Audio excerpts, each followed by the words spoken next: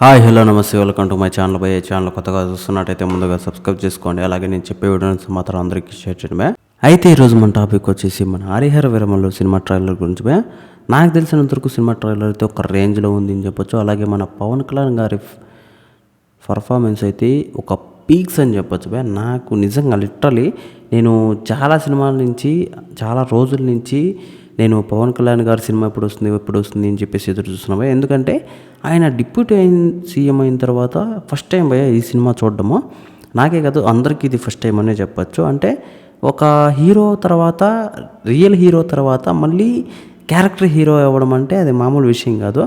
అది నిజంగా సూపర్ విషయం అని చెప్పచ్చు భయ్య.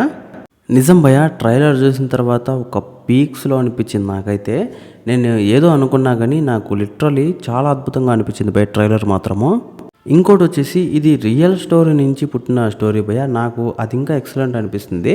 అయితే ఇక్కడ ఇంకో మ్యాటర్ వచ్చేసి మనకు ఈ సినిమా పోస్ట్ పోన్ అవుతుంది అని చెప్పేసి చాలా రోజుల నుంచి చెప్పుకుంటూ వస్తున్నారు భయ్య. చాలామంది అయితే చెప్పుకుంటూ వస్తున్నారు.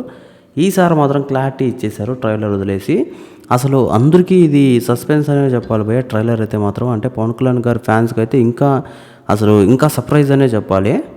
ఎందుకంటే చాలా రోజుల నుంచి ట్రైలర్ వస్తుంది, సినిమా వస్తుంది, అది అని చెప్పేసి చాలా మాటలు అయితే చెప్పుకుంటారు వచ్చారు.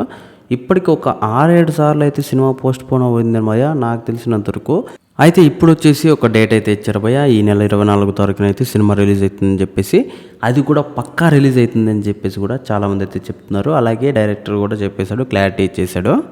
ఇప్పుడు ఈ సినిమా కోసం చాలామంది అయితే ఎదురు చూస్తున్నారు భయ్య. అంటే నాకు తెలిసినంతవరకు అసలు ఇప్పుడు ప్రజెంట్ ఉన్న సిచ్యువేషన్లో ఆయన డిప్యూటీ సీఎం అయిన తర్వాత ఇంకా ఎక్కువ వెయిట్ చేస్తున్నారు అని చెప్పొచ్చు భయ్య ఈ సినిమా కోసం. అయితే ఈ ట్రైలర్ మీకు ఎలా అనిపించిందో కామెంట్లో తెలియజేయండి. మర్చిపోకుండా తప్పకుండా దయచేసి